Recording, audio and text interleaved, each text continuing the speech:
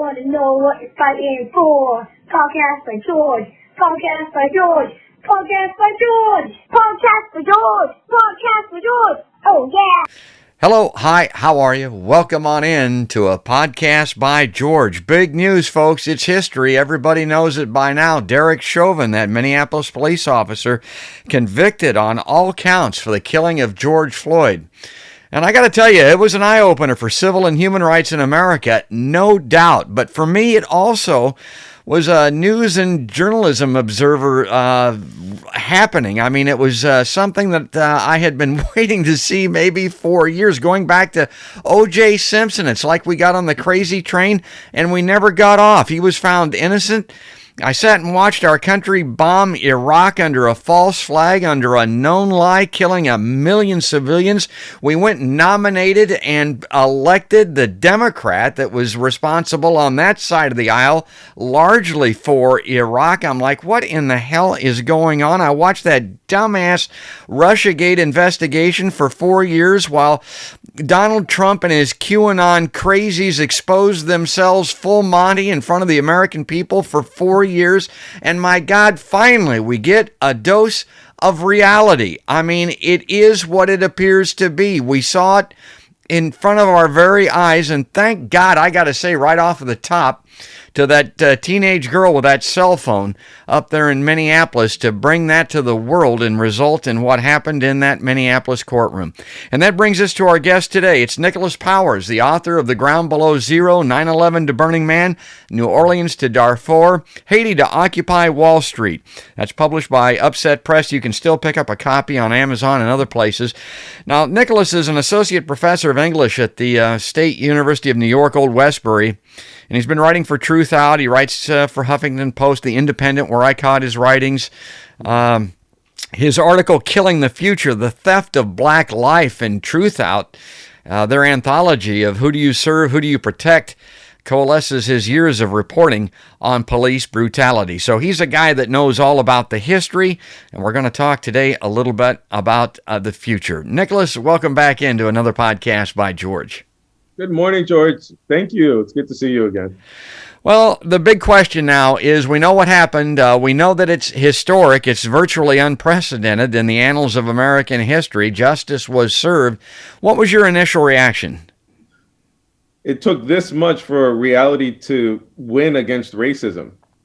Like the reality of watching a man slowly die under the knee of this officer. It was just so blatant. Like you couldn't really hide it. You couldn't put, powdered sugar on it. You couldn't put syrup on it. You couldn't really hide it. And yet somehow the great machinery of mythology and ideology and, obscuring from the conservative media to make it seem as if, well, okay, George Floyd had a criminal past. Oh, George Floyd may have had drugs in his system. Oh, George Floyd tried to put off a $20 bill and to criminalize the guy, basically saying, he kind of deserved it. He deserved to die. If he was more of a clean agent, no chemicals in his blood, no criminality in his past, he maybe would have been a more gentle giant and actually kind of stepped, quietly into the car on his own. But instead, he's a dangerous kind of man beast and he needed to have that knee on his neck.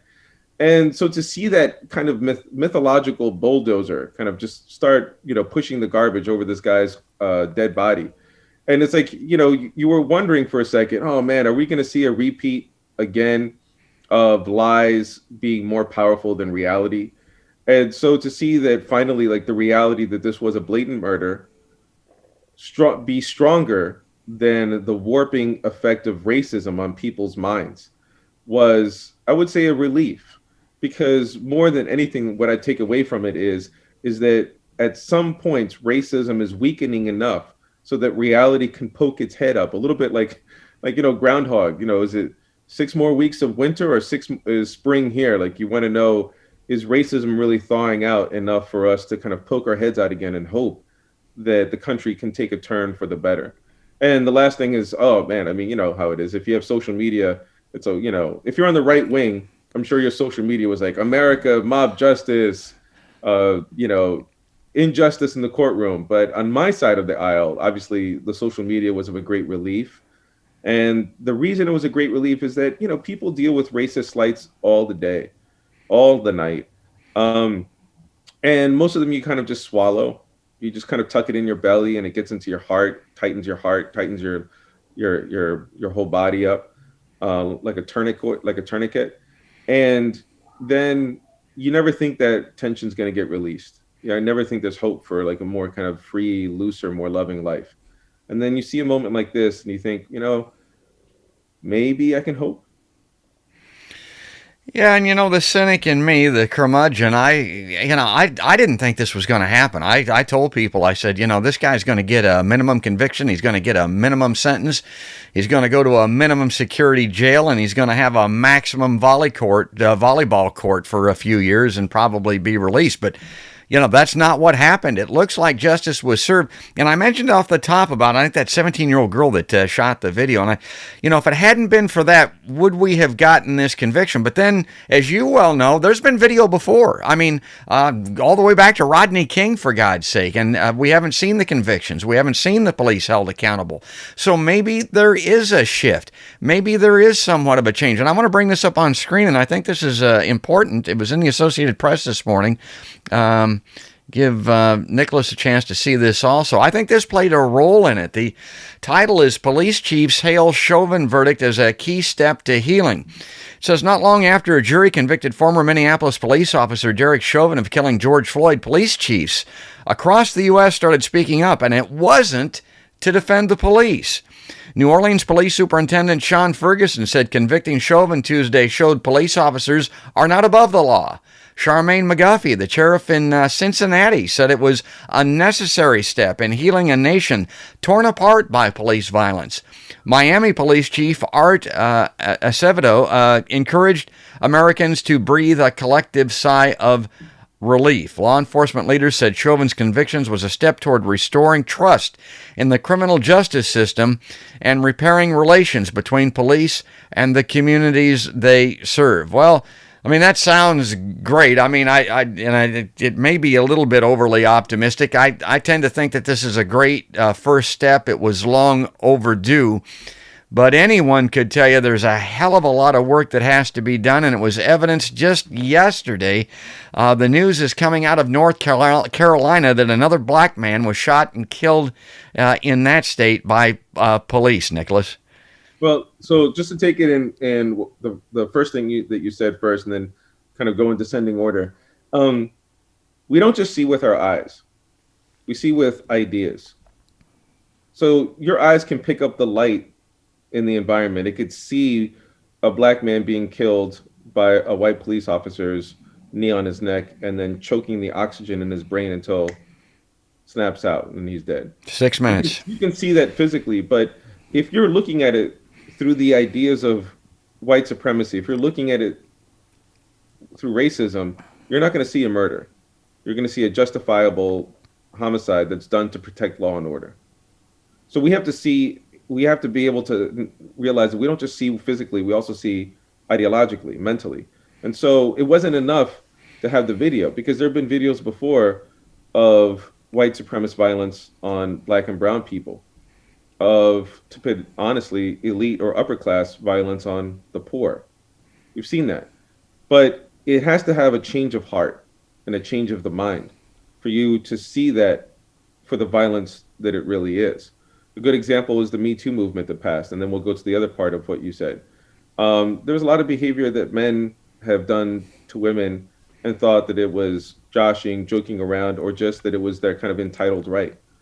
And, not to say that there weren't extremes in the Me Too movement that were tragic or sometimes comical or vindictive. As in every single movement, there's always hypocrites and people using it to ride their careers. But it taught us to see, like, wow, these things that we thought were just kind of natural gender behavior were wrong. And so it really takes a change in your mind before you can see clearly with your eyes. The other thing is that the step of healing, the idea that the black police chief who said that this was a step in healing between the police and the community, that this was one important sign, not even a symbol, a sign of a slightly changing consciousness in some parts of the police force, the interlocking policing in the United States, and the departments, all the way from the cop on the beat to the police chief, possibly the unions, and that is that it is no longer possible, or that it's becoming increasingly unsustainable to have an integrated United States where there's a lot of diversity, an integrated police force. More and more, police forces are getting integrated, and to then sustain bigotry and racism at the same time. Those things are just going to clash and explode. And the police need people to think that they have credibility, because if they don't, they're not going to work with the police. They're not going to testify. They're not going to offer information. And that has a dual effect, that the police can't do their job, and that the people think that they have to resort to vigilante justice or street justice because they can't trust the police to do it. And street justice is very messy, and it could start a never-ending loop of violence. But I would say, and this is the last point, I don't subscribe totally to abolishing the police as a platform, but coming from that space, there is a deep and valid criticism of the role of the police in society. And in that our society is obviously a hierarchical society. There's a ladder in the society, and the ladder is almost like a pyramid. And, yes, the society is very productive and there's lots of goodies on the store shelves, but there are very rich people here. And there's just a lot of poor people. And there's a lot of people who don't like to think that they're poor, but they're poor. And that it is a common, at this point, literally a banal, very, very established truth in sociology and psychology, that if you tell people that in America, you can make it, you can lift yourself up by your bootstraps, but they don't have boots. You say you can climb the ladder of opportunity, but there's no rungs on it. Then people are going to get frustrated, but they're never going to give up on the ideals of making the good life. So what do? They have lots of different ways of responding. They're going to commit crimes so they can get money to get to the good life. They're going to do drugs to numb themselves from the inner pain of failing at the good life. They're going to maybe retreat into religion or racism or nationalism to compensate for being a failure. And so if they can't climb the rung of opportunity, even though everyone says it's there and it's working, but whenever you try, you just see there's no rungs there, that crime is going to be one answer. And so is drug use, and so is the toxic mix of them both.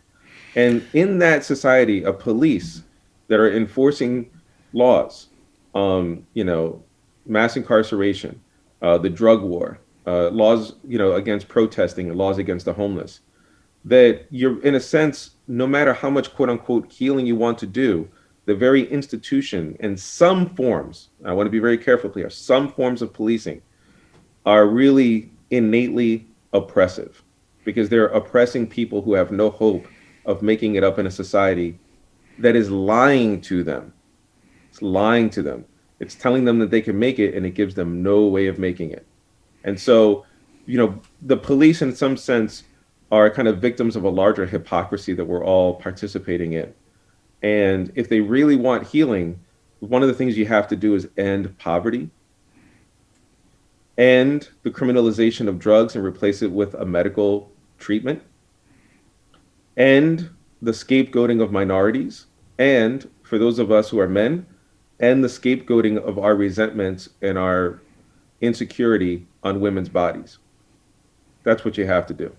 And then the amount of crime goes down, and the role of the police achieves its proper proportion.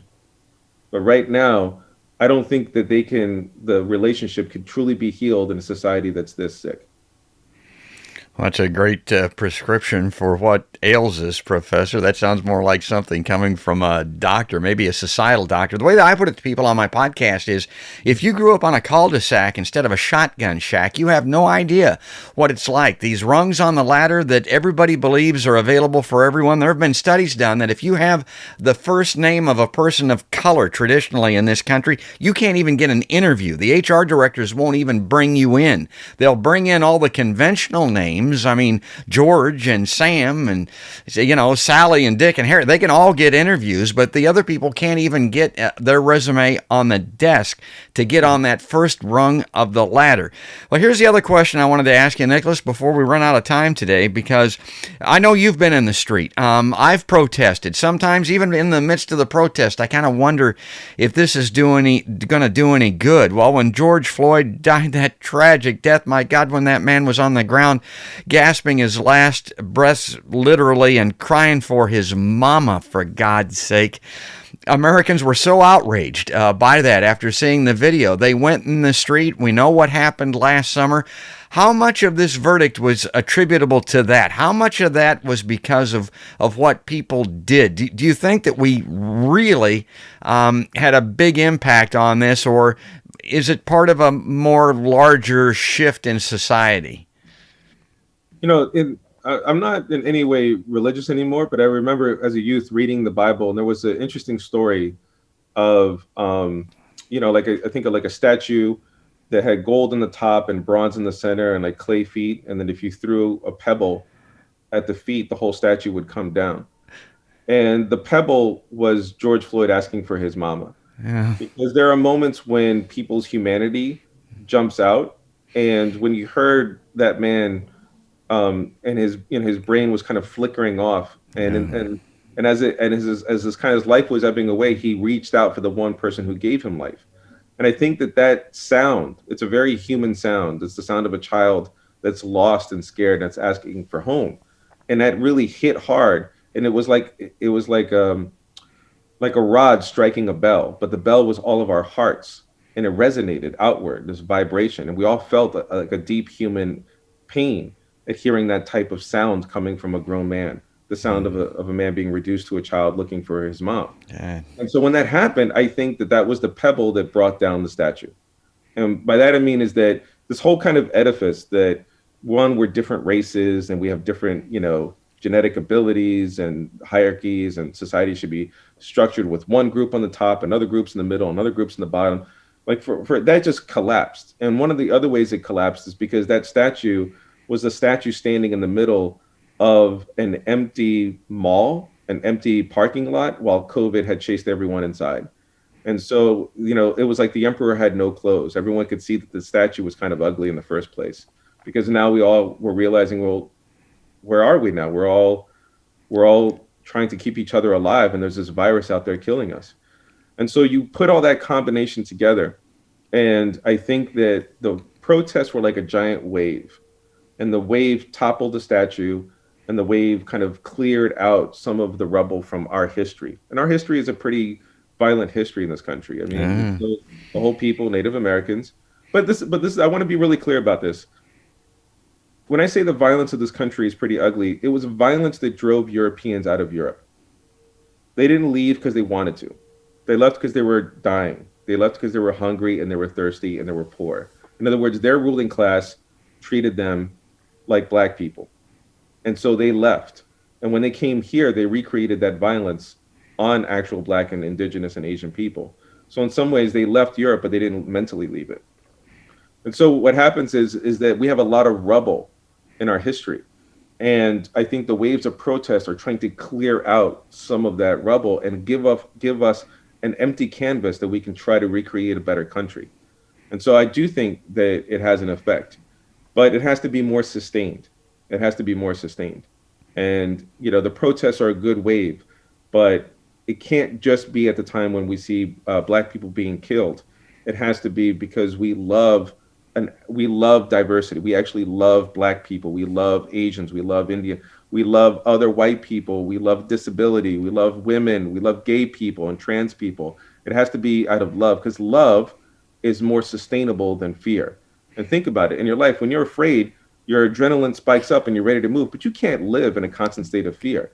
But if you've got someone you love in your life, love is more consistent, because you wake up in the morning, you make them breakfast, you get them dressed for school. If they're old, you get them in their wheelchair to take them out into the sun and take them out for a ride. If you're in love, you go on a date, you talk with them all day. Love is a more sustainable energy for revolution than fear. Fear is good for adrenaline, but love is good for transformation. And so I would say, yes, we have to protest with George Floyd, but it has to be longer and deeper. It has to be based in some kind of love. It is, and it's biblical, like you say. I love others, love yourself, because we are all one. My God, we're all people on this planet. Yeah. We're out of time, Nicholas. I knew we would get to this point. I didn't want to talk really on this. Wasn't for me, from my perspective, so much. It was more for you, because you've spent the better part of your adult life investigating and reporting on these police brutalities. You've written this excellent book about injustices around the world. Give us a wrap up here. Give us a minute or two, just a closer on this edition. Yeah. So what we have here is the beginning of the end of an old order. And what we're seeing is the glimpse of a new one. Statues are being pulled down. History books are being rewritten. And the thing is, what we're catching up to is not a false image of America, which is like, oh, let's have token Black people and token Latinos and token Asians and token Indians and token disabled people and token this. That's a false image. What we're really trying to do is catch up to what the reality of America always was. America was always diverse. There was never just one people here. There was always Native Americans, and they themselves had dozens and dozens of different ethnic groups and tribes. Europeans coming here who had different ethnic groups. Africans who are coming from different tribal groups. Latinos coming from different nationalities. And we already were always a diverse country. So when we're pulling the statues down and rewriting the history books, all we're doing is trying to catch up to the voices that already existed, but we just had suppressed. And it is a healthy state of being to acknowledge who you really are. To acknowledge your reality leads you to a place of health, rationality, and empowerment. But it's when you're split up inside of yourself and denying parts of yourself, that's where the psychosis begins. That's where the schizophrenia begins. That's where the symptomatic behavior begins, and people act out in very self-destructive or other destructive ways. So when we see this, I just say embrace. Again, some parts of it are a little bit extreme and silly and comedic, and it's okay to push back and make fun of those. But on the whole, embrace this change, because this means that America can let go of some of the ailments and actually embrace a healthier version of itself, which is fully integrated with the reality that it already was a diverse space, a diverse nation. This is who we always were. We're just finally catching up to it. God, that's well said. Folks, he's an author, obviously. He's also a professor at the State University of New York. He teaches literature and poetry. He's a poet himself. And he's an author. Nicholas Powers wrote Ground Below Zero, 9/11 to Burning Man, New Orleans to Darfur, Haiti to Occupy Wall Street. And I encourage everybody to pick up a copy of that as well and read more of the writings of Nicholas Powers. Professor Powers, thanks again for coming on a Podcast by George. Thank you so much. Yeah, that's great stuff. Folks, if you like this, if you like Podcast by George, I would encourage you to visit us. Just go to podcastbygeorge.com and sign up for the platform that you would like to be notified when we release new episodes. You can do it on YouTube. You can do it on iTunes, Spotify, the iHeartRadio app is another place where we're found. And, of course, we're always at our home on Facebook as well. But that's going to do it. That's going to wrap it up. That's all there is, and there ain't no more. That's another Podcast by George.